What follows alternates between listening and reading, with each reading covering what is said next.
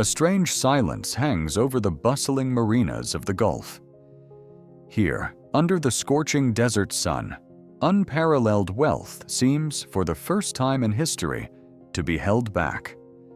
For decades, Dubai has led the world to believe that money can buy almost anything. A penthouse suspended in the clouds, a lavish dinner overlooking the night sea, or a superyacht ready to depart at any moment. It's an ecosystem perfectly designed to cater to every privilege. But what if what the billionaires need most right now isn't luxury experiences, but an escape?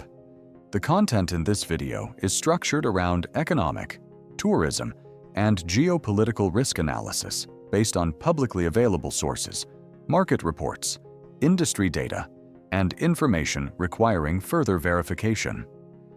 This video is not intended to attack any city, country, organization, business, or individual. Our goal is to analyze the less seen aspects behind a model of luxury urban living, where trust, capital flows, and security can determine the true value of everything. For the ultra-wealthy, a multi-million-dollar yacht has never been merely an expensive toy or a floating hotel. Its essence is far more than that. It is the ultimate symbol of mobility, choice, and the ability to escape the risks of land travel whenever they wish. But as shipping lanes become increasingly volatile, and some yachts and commercial vessels are forced to recalculate entire schedules, that symbolic meaning has been reversed. The Dubai International Yacht Show 2026 quietly announced a postponement to the end of November. Whatever the reason, the delay of these maritime machines raises a core question. If luxury no longer comes with a sense of absolute security and freedom of movement, what is its true value left? To understand the nature of this instability, we need to dissect the roots of Dubai's business model. The city attracts the elite not only because of its tax policies, luxury real estate, or superior aviation infrastructure. Those are just the surface. Deep down, what Dubai truly sells to global tycoons is a package of trust. This package of trust is anchored by three ultimate privileges. First, security. They want their families, assets, and schedules immune to all threats. Second, liquidity. Their assets, from mansions to stocks, must be available for purchase, sale, or transfer at any time. And third, exit. They pay the highest price to always have the right to take off, set sail, and move capital immediately when needed. Entering 2025, Dubai's foundations remain extremely solid, with record tourist numbers and peak hotel occupancy rates. But precisely because the model is built on such a strong belief, when that belief is challenged, the psychological impact becomes even more profound. There is a structural weakness that no super-tall building can conceal. This city is situated in an area where every flight path, sea route, and energy flow is directly influenced by geopolitics. The fragility of the luxury model is most clearly revealed by a bottleneck that every strategist knows by heart: the Strait of Hormuz. This is not only the exit point for 1/5 of the world's oil, but also the only sea route out of the Persian Gulf. When tensions escalate, maritime risks immediately become alarming. Organizations like Lloyd's List constantly warn of shipping disruptions. For billionaires, the question isn't whether their assets are immediately threatened, but whether the risk is large enough to force them to change their behavior. In macroeconomics, risk doesn't need to destroy assets to cause damage. It only needs to increase costs and erode confidence. When insurance companies reassess risk premiums, a physical bottleneck immediately becomes a direct psychological blow. Hundreds of millions of dollars worth of shipping now face a paradoxical dilemma. Crossing the strait is no longer a leisurely trip to the Mediterranean, but a massive gamble on security. Can a system that glorifies absolute privilege sustain itself when the privilege of movement is being eroded by imminent geopolitical instability? The port closures offer a harsh lesson about the financial structure of luxury. Superyachts aren't like supercars, which you can just pull the key out of the garage and leave. Even when not at sea, these massive machines are living entities requiring significant resources. They need a crew on standby, continuously running air conditioning to prevent corrosion, expensive port fees, and rigorous inspections. Luxury never stands still for free. When the experience of freedom isn't provided, this machine reverts to a literal liability. Especially in areas with potential geopolitical risks, marine insurance premiums tend to skyrocket, turning asset protection into a cash flow burden. Keeping hundreds of millions of dollars tied up not only strips away the symbol of freedom, but also creates an invisible financial rift. And, importantly, the domino effect of these costs extends far beyond the sea. It is the enormous liquidity risk lurking and threatening the assets of billionaires on land. Real estate. The stagnation of superyachts is merely the tip of a much larger iceberg. As the privilege of free movement is shaken, another asset class of the elite immediately faces enormous risk: luxury real estate. Entering the year 2026, the market carried the baggage of an extremely spectacular boom. Prior to that, a torrent of money poured into colossal projects. This glamour created the perfect illusion of a market that seemed to never stop. But after the devastating geopolitical shocks, what savvy investors truly care about is no longer the listed price on paper, but who dares to buy, who wants to hold, and who is desperate to sell. The off-plan housing segment was once an incredibly powerful magnet for capital. It was extremely attractive when the market was booming because buyers always expected the value of the property to skyrocket before taking possession. However, as confidence wanes, this leverage mechanism risks becoming a ruthless liquidity trap. Financial obligations continue, but finding buyers becomes incredibly difficult if new customers hesitate. In peacetime, a penthouse in the sky is a symbol of status, but in a crisis, the sharpest question isn't how much it's worth on paper, but whether anyone dares to spend the money right now. When the elite hesitate, liquidity freezes. This crack is silently spreading to an extremely expensive service system. The freezing of liquidity in the real estate market immediately dealt a cold shower to one of the most expensive operating systems, the luxury hotel industry. Contrary to its current state, Dubai had actually entered a turbulent period with an extremely solid foundation. Before the geopolitical shock, this machine operated hundreds of thousands of rooms with record occupancy rates. But that very scale quickly became a fatal flaw.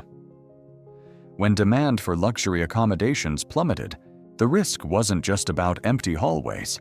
It was a devastating blow to the fixed cost structure. A five-star resort absolutely cannot turn off its lights. Central air conditioning still had to run in the desert, and high-level butlers and chefs continued to receive their salaries regardless of whether guests arrived or not. The towers instantly became money-burning machines. To salvage cash flow, deep discounts could be offered. However, for the ultra-rich, this was a bitter paradox. Ordinary travelers may hunt for bargains, but the elite don't. They never came to this paradise for cheap prices. They pay for brand, safety, and above all, the feeling that all risks are under absolute control. When that feeling of safety is shaken, massive discounts immediately become a red flag. Discounts cannot buy back confidence. They only implicitly confirm the panic. However, empty hotels are ultimately just the tip of the iceberg. A far more devastating and terrifying shift is silently unfolding behind the scenes. The emptiness of luxury hotels is, in reality, the consequence of a far more silent but devastating exodus. a shift in the decision-making power. Dubai built its empire not just on tourism, but fundamentally on positioning itself as a global financial center. But capital flows were never just meaningless numbers on electronic screens. Capital flows were always linked to people: bankers, international lawyers, fund managers, and risk analysts at the International Financial Center. When geopolitical risks flashed on the radar, this elite possessed a ruthless privilege. They could take off instantly. Private jets roared off the runway, carrying not only their families, but the minds that would decide billions of dollars. They might not leave forever. However, if they decide to postpone a deal, move a strategic meeting to another continent, or temporarily freeze investment plans, the entire service ecosystem, from real estate and Grade A offices to five-star hotels, immediately comes to a standstill. Capital is inherently the most mobile thing on the planet. It has no loyalty. It only follows the call of safety. When those holding the key to the cash flow choose to observe from afar, this luxury city is deprived of its most crucial source of energy. And when the elite land safely elsewhere, the entire burden of the crisis immediately bounces back onto a massive supply chain ecosystem that is languishing, waiting for their cash flow. The shifting flow of capital and elites is only half the picture of the crisis. The other, equally devastating, lies in how this ecosystem sustains its daily life. Dubai has long prided itself on being a global superhub, a colossal transit point where goods flow incessantly. That absolute connectivity is the core strength behind its greatness. Paradoxically, when geopolitical events unfold, that very connectivity becomes a fatal flaw. The most luxurious experiences don't just appear out of the desert sands. They depend entirely on a vast logistics network, intercontinental flights, and constantly operating shipping routes. When the Strait of Hormuz is alerted and cargo planes have to reroute, the impact doesn't stop at oil prices or container freight rates. It strikes directly at the kitchens of Michelin-starred restaurants, the bars of five-star hotels, and the tourist experience. A restaurant cannot operate without a timely supply of fresh truffles from France or Wagyu beef from Japan. A disrupted cold chain across the ocean will empty supermarket shelves. For the ultra-rich, luxury means absolute perfection. Even a slight shortage of ingredients or a decline in quality can instantly damage a brand's value. This city may splurge on the world's tallest skyscrapers. Ironically, the elite's high-end dinner still depends on a precise flight, a refrigerated container, and a truly safe sea route. A luxury city can never run on its own. Behind the brightly lit avenues, the five-star hotels, and the bustling marinas lies a vast ecosystem sustained by the sweat of hundreds of thousands of people. These include service staff, chefs, drivers, security guards, cleaning crews, and construction workers toiling under the scorching desert sun. When the flow of high-end tourists declines or mega projects stall, the first to suffer the devastating consequences are not the elite, but the unsung heroes. The mechanism of this economic disruption unfolds silently, but is extremely cruel. When hotel occupancy plummets, shifts are immediately cut. When upscale restaurants are empty, staff hours are shortened. When real estate projects stall, the demand for labor plummets. Service businesses face dwindling cash flow, and the entire pressure of survival falls on the meager wages of the foundational workforce. When the super-rich decide to leave, they take with them their powerful passports, huge bank accounts, and the privilege of freely choosing a new destination. However, those who spend their days cleaning windows on skyscrapers, tidying luxury suites, driving chauffeurs, or toiling in kitchens have absolutely no such privilege of escape. The ultimate glamour of a luxury empire, in this moment of devastating crisis, is always paid for with blood, tears, and the very predicament of the most vulnerable. This crisis offers an incredibly costly macro-level lesson about the nature of prosperity. Dubai has demonstrated extraordinary resilience from the ashes. The city boasts a dazzling global brand, unparalleled aviation infrastructure, and an astonishing long-term economic strategy. History has repeatedly recorded the miraculous recovery of this desert empire. However, this geopolitical shock has exposed a deep structural crack. An economic model built on luxury is inherently dependent on trust. That trust is tied to a sense of security. And that security is governed by regional variables, vital shipping lanes, and the psychology of the super-rich.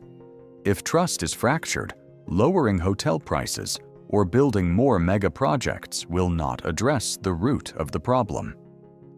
The biggest challenge is not building taller towers, but persuading those with excess wealth to freely choose other safe havens. Dubai may not have lost its glamour, but the big question is, when billionaires look for an exit before looking at the ocean view, can this city still sell the dream of luxury?